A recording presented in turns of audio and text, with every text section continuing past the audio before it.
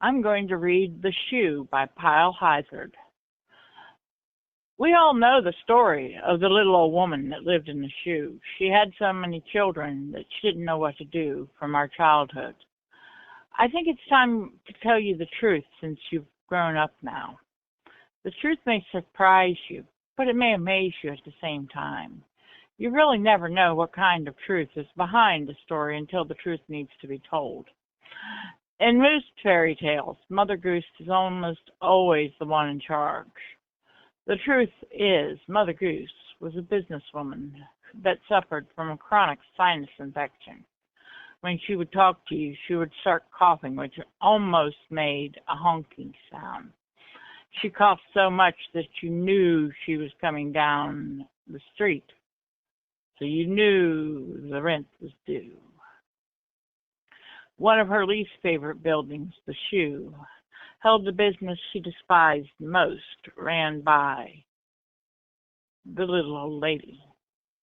She really thought this business was a thorn in her side. One day, as she walked through the doors of the Shoe, she saw the older but still very attractive little old lady.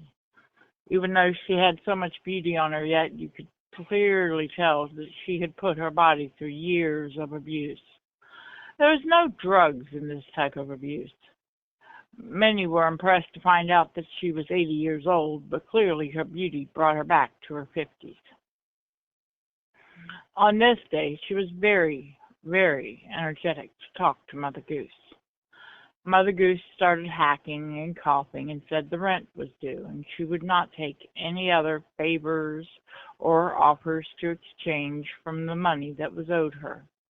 The little old lady smiled with such a face that it actually shocked Mother Goose. The little old lady said, "Here's all the money I owe you, and including a little extra, and I do hope you get to see the doctor that may be able to finally get your sinus infection under control." As the little old lady and Mother Goose conduct their business, the front door of the Shoe opens for Snow White to walk in quickly. She begs for forgiveness as she interrupts, putting down a gigantic stack of money on the front welcome desk. "Please forgive me for interrupting, but here's the collection money, and I ask that you clear my schedule for the rest of the day because after this activity, I'm sure I'm going to take a long slumber," she asks in a rush. After she finishes her comment, the door once again opens. Sure enough, the 7 dwarves, all with giant grins on their faces, walk in. 6 out of the 7 throw coins on the table to tip the little old lady, but the 8th dwarf, Purry, didn't just throw a couple of coins up there. As he was holding the camera with the biggest grin of them all, out of them all, he threw a whole bag of coins and said, "You may be making money off me now, but with this here camera, I'll be making money off of everyone." The ladies watch as they go down the hall to Snow White's room. Down the stairs comes a smaller girl with a wonderfully positive attitude and a bowl of curds and whey. She asks if either the little old lady or the Mother Goose would like to have anything to eat. She explains, "I have to eat now, or otherwise I will not be able to have the energy for the appointment later." Without a doubt, this lovely lady has the biggest rump of them all. As she walks, she can't help but shake it to the left and quickly shake it to the right. The little old lady says, "Miss Muffet, your appointment with that very interesting gentleman that goes by the Spider is around 4 o'clock this afternoon." Miss Muffet, with a giant smile, looks her in the eyes and nods her head. Mother Goose asks, "Is that Spider gentleman the extremely tall gentleman that always wears a black suit with a little red bow tie?" The little old lady confirms and says that Miss Muffet is the only one that piques his interest. The Spider has an opportunity to ask anyone to do anything with him, but he will not engage with anyone other than Miss Muffet. I'm sure it has everything to do with her big cheeks. He claims that she has accidentally ran into him and she means truly, ran into him. She was in a quick hurry, and she was turning into a store in hopes to buy some new lingerie. When she turned right, her ass went left and absolutely sideswiped her. She didn't get him to turn his attention. She turned his entire body so it would be focused down the middle of her back. After that, he could not just ignore the desirable picture he had just seen. He waited for her to come out of the store for over an hour. In the spirit of a true gentleman, he asked for her name when she came out, apologized for accidentally running into her when it was totally the opposite. He asked if she was alone, and she informed him that it probably wouldn't work out because this kind of encounter usually ends badly unless they're willing to open up their wallets. Before there could be any discussion, she found herself with $100 instantly. Smiling at her, all he could say was, "Negotiating is now over. Let's open up your appointment book." Mother Goose was so shocked to hear this. Some might believe that Mother Goose was in full knowledge of knowing what was going on at the shoe, but the look she gave the little old lady spoke otherwise. As Mother Goose started hacking and coughing and trying to get the words prepared to speak, she was interrupted. A door quickly opens and a beautiful brunette walks in and asks for forgiveness for the rude interruption. She politely bends at her knees as she begs for forgiveness in the most polite way, picking up her dress a little bit. She looks at Mother Goose and says, "Hello there. I assume that you are Mother Goose?" With a beautiful smile on her face, she introduces herself as Belle, a very stunning brunette that had pure manners, and you would think that she was truly one of the best-kept secrets at the shoe. The little old lady says hello to Belle and asks if she's got everything set up in the basement for her appointment. Belle smiles with such a beautiful face. "I do," said Belle, as she had a wonderful smile and looks down at the floor just slightly to raise her eyes up and asks a question. "Has that beast of a man come in yet?" She listens intently with an impatient grin slowly creeping across her lips.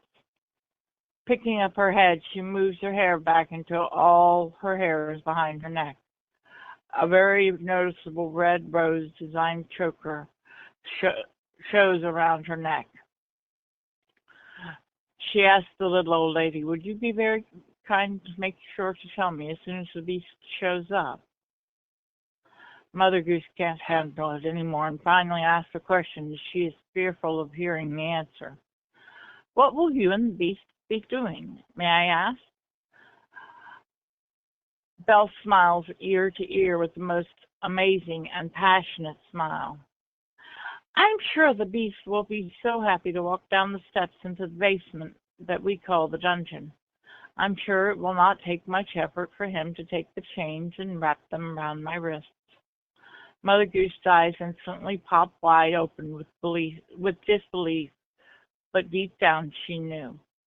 Belle continues saying, "The beast pays good money to have his way. This 6'3" man is truly the beast, and as he takes off his shirt, you can clearly see how toned his body is, and that he has a scrumptious beard. But that doesn't matter, because what he's going to do to me, people would just absolutely pay good money to read about it in a book." Mother Goose has had enough at this point, as she doesn't know how she truly feels about knowing such things from other girls.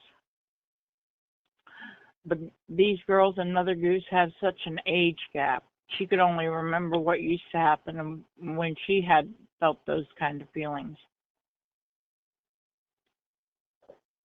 But that time has come and gone. She clearly could not even possibly think about such things at her age. Belle looked at her and says that the beast comes and goes after the playtime is over. As she smiles seductively at Mother Goose, she says, "I would be more than happy to put you on my schedule for a free event if you want it." Mother Goose doesn't know if this has crossed the line or if she should be flattered. The mix of emotions confuses her. She looks over at the little old lady laughing so hard she is about to fall off of her chair behind the welcome desk.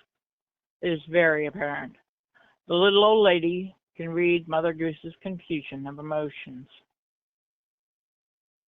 The little old lady absolutely takes this opportunity to ask a question.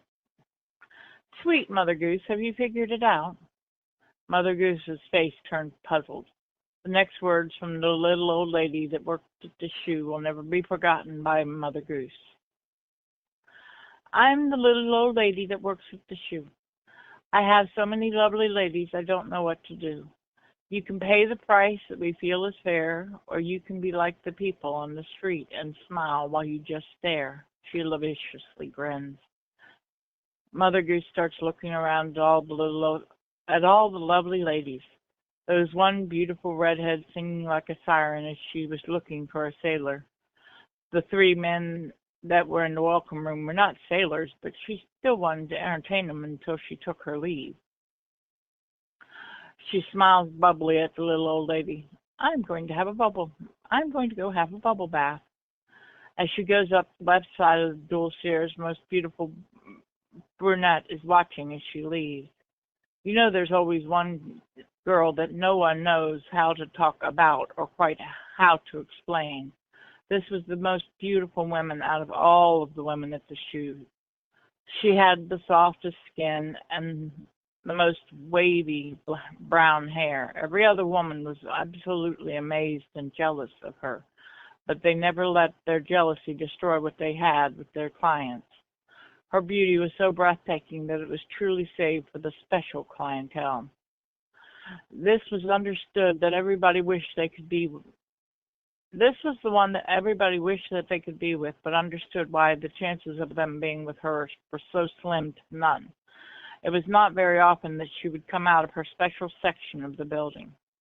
Men that never even saw her would whisper secrets that she was a true witch and could cast a spell on anyone. Even Mother Goose has only heard whispers about such a beautiful woman that was locked away. Today was the day that she came out and greeted Mother Goose. She didn't say anything as she glided down the steps with a faint smile. The three men that were sitting in the welcome room instantly lost their breath. Truly, they didn't know what to do in her presence. This was a true beauty at its finest. Everything about her as she glided down the steps set a chill down every man's spine and absolutely made the woman question their desires. The clothes that she wore were light in fabric, with some of it almost purely see-through. As it fits loose enough, but in the same sense, you were able to see every curve of how her body was designed. The only words that could be said were pure masterpiece. Standing at a beautiful 5'9", some may consider her on the taller side. She truly was something to be yearned for. The very lacy lingerie that she wore showed off every curve in the most proper way. Many men would absolutely think that they were having the luckiest day just to see her walk past, but these three men got an opportunity to see her in the light of day walk right past them. She did not speak a single word as three men had fixated eyes locked on her, looking her up and down. As she walked by, they felt a cold chill come over them, almost to calm them down, knowing that they were not the lucky ones that she had come downstairs for. As she walked up to the little old lady, she slowly bent down with such grace to whisper something in the little old lady's ear. The only words that were heard from the little old lady were, "I see," as she looked at her inquisitively. This beautiful woman looked at Mother Goose. She stood back up, lowering her head and looking a little bit upwards. Pressing her hands together, she bowed in front of Mother Goose, still saying nothing. Mother Goose could absolutely feel such an exotic feeling coming over her as this true beauty of a woman stood straight back up, giving her such a beautiful smile. Mother Goose was admiring the curves on this beautiful creature, almost as much as the gentleman as she walked by them in the waiting room. She turned to walk away. As she turned to walk away, Mother Goose got such a glimpse of the beautiful body style this woman had been given. Mother Goose cried out, "Wait, were you crafted by God?" Sorry, a God.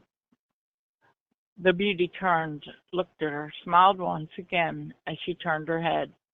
The beautiful hair almost seemed to turn in a way that almost braided her hair for her. There was something truly magical about her. The firm, toned body that she possessed, to the structural, almost crafted styles of her chest, could not be natural to many people's eyes. But there she stood with beautiful and natural hair, or natural color and skin. Sorry. There was no need for any type of makeup. It was almost like she had learned everything she needed to from a chameleon on how to change her skin tone to please the ones around her. As she slowly walked back to the steps, the men once again got an opportunity to take one last good look at her.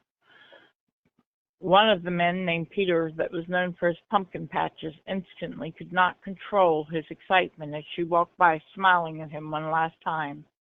He quickly had a look of panic on his face. Truly, what had happened he did not want to admit. Walking stiffly up to the little old lady, he stuttered as he told her he would have to cancel his appointment and come back another day because he felt he was no longer up to being with one of the ladies on the schedule. The other two gentlemen knew exactly what had happened to him, and they too were about ready to burst. As she got to the top of the stairs, before she turned to go down the hallway, she looked at both the other gentlemen and waved their hands. They both were almost in a trance, just staring at her to admire her beauty. Suddenly a smell they both smelt at the same time came across them. They both knew it was the smell of her skin going across their nose, even though she was now on the second floor. Instantly, both of them burst at the seams, and they too had to go talk to the little old lady at the front desk, and also canceled their appointments. Even though they did not make the appointment with this absolute beautiful woman that now stands at the top of the stairs, they paid their money that they intended on paying for their appointments to the little old lady so she could pay this in interest. At the sight of these men stopping at the desk and paying their money to the little old lady, the most beautiful woman that now stands at the top of the steps over the balcony could not do anything but have a small giggle leave her lips. The sound that came from her was such an erotic sound that everyone in the building all gave out a single gigantic moan. This is not the first time that she accidentally induced a group orgasm for everyone in the building, and it was her mistake. After all, the sound that escaped her lips, she realized what had happened. She instantly put two fingers on her mouth with her eyes smiling. Looking down from the balcony, she looked in the direction of the welcome desk where the little old lady was laughing so hard. Mother Goose stood there with her legs slamming together as tightly as she could, legs shaking. This was truly Mother Goose's most powerful orgasm that was caused by a simple little giggle of a laugh. The love and passion that ran through Mother Goose could not be held in anymore. Mother Goose let out the biggest moan of anyone in the building as she could not contain the feeling inside her. She was amazed that just the sound of this woman's voice could do such a thing. Mother Goose, who had not done anything in this manner for so long, relived every experience of sexual pleasure instantly, but could not find any type of compliment to the feeling she had just had thrusted upon her. After the feeling subsided, she started collecting her composure, knowing that it had not gone unnoticed. Still shaking a little bit, she looked at the beauty on top of the staircase and noticed that her hair color was slowly changing. She watched in amazement as a sexual lust came over her as the girl's hair changed from a brunette to snow white. with a little bit of a frosted blue tint in it. Even her hair was growing shorter as she watched. The most beautiful woman with the most beautiful voice, with the most sexual smell, turned her head, then slowly turned her body to walk down the hallway of the second level. Mother Goose stood there and watched it every last second until she was out of sight. All she could do was drop her eyes down to look across the welcoming dusk at the little old lady who was now in such an outroar of laughter. Such a fit of laughter was uncontrollable. She slowly got her composure back, but not all of it, just to say, "I think we need a mop." Mother Goose was shocked at that comment, but she knew exactly what was meant by that. As much as Mother Goose had tried to control her body during the whole time, she was not able. And she agreed that having a mop and bucket to clean up the mess that had been dripping from her since the beauty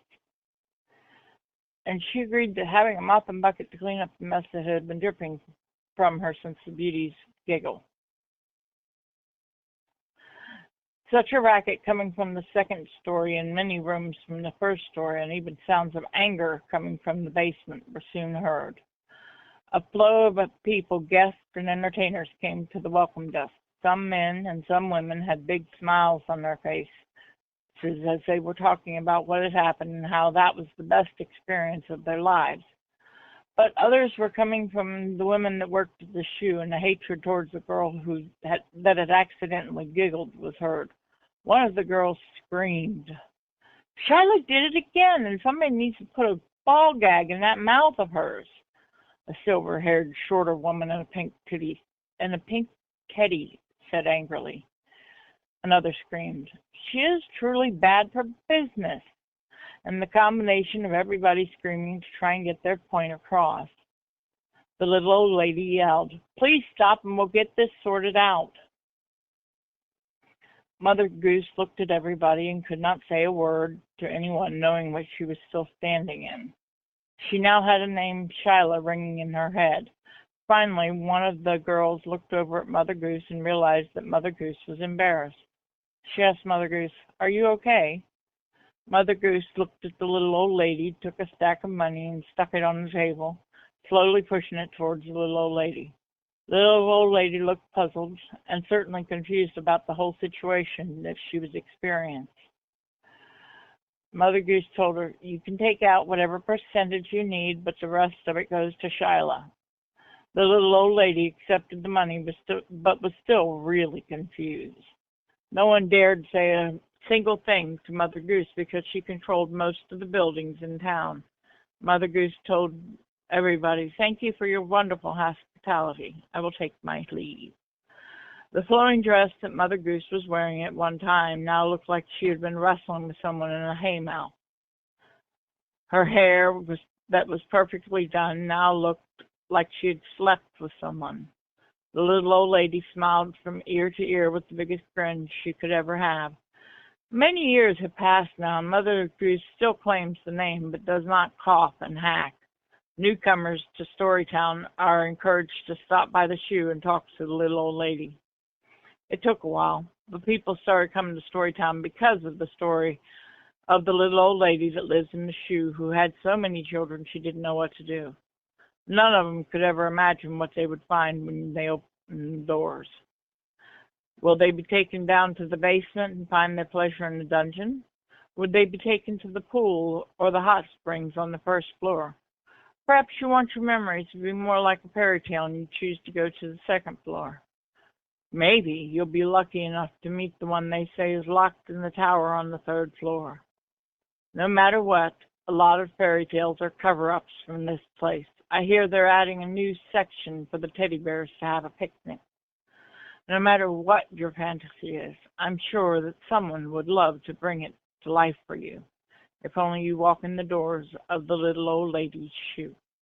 Conversation about the shoe, Pal's story, and everybody gets to ask questions to Pile. Hi. Okay. Hi. So, what gave you the inspiration for the shoe? My inspiration for the shoe was when it came up that we should pick something. It was just, you know what? Everybody knows the story of the little old lady that lives in the shoe, but I wanted to put on a twist of why she had so many children she didn't know what to do. Makes sense. So, what was your favorite character intro in the story?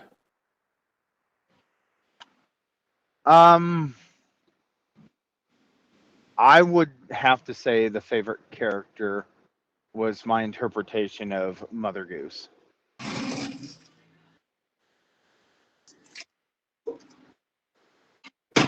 Patty, did you have questions or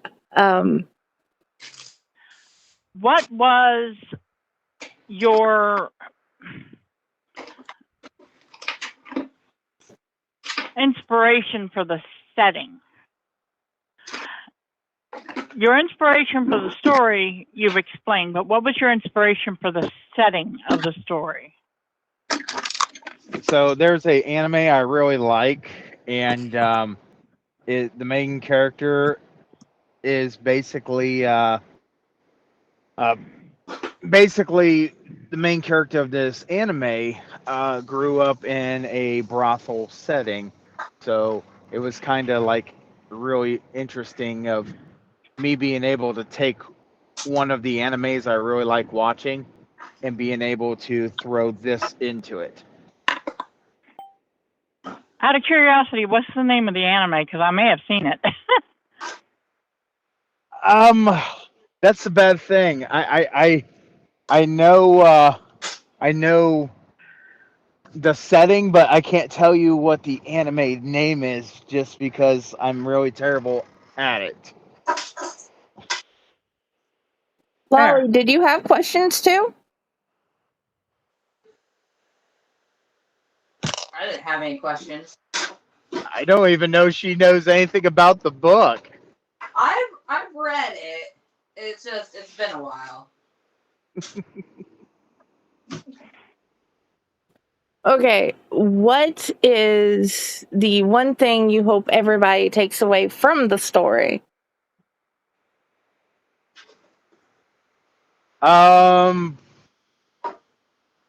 Probably as you get older, the stories that we know as our childhood memory cores are usually not exactly what we do as adults. And it's kind of nice to put a adult twist on a lot of different stories that we all have heard, we all know.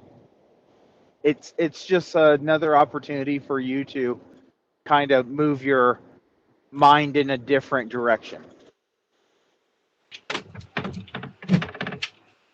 That is awesome. Agreed. Is this going to be a standalone, or in the future are you hoping to write more of the fairy tales into their own stories? As my daughter gets older, there might be a time that I take some of her stories that she's been able to know and kind of put my own twist on them. But I'm more along the lines of the kid with that likes the shiny coin. As long as it's shiny, it grabs my attention. So you are ADD incarnate. Yeah. ADHD 100%, yes. Ooh, look, it's shiny. What are you working on now? I'm trying to finish up a story dealing with a bar, and it's got a pirate theme to it.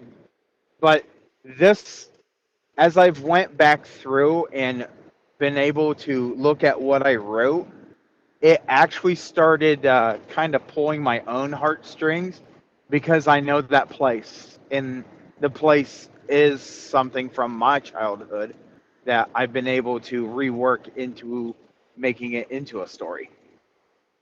Neat. Okay. Is there anything else you want to tell us about the story?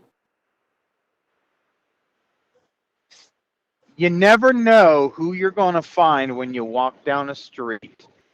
And it just might absolutely take your breath away or just knock you totally on your rear when somebody hits you. Some people just like different types of people. Fair enough.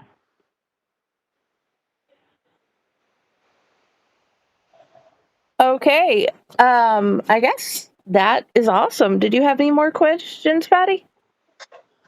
Did you No, I think think that answered all of mine. Did you think of any, Lolly? Nope. Okay. Thank you all for coming to this part of the Into the Fae Woods release event. And we hope you have enjoyed the stories, and we hope you have enjoyed the creator's insight into his own story. I look forward to more of his, and I look forward to more of Lolly's art, and I look forward to more of Patricia and Serena's art and writings, and I hope you guys enjoy mine too. Please check out the book. There will be links below or above, wherever links go, and I hope you guys have the best evening ever or day.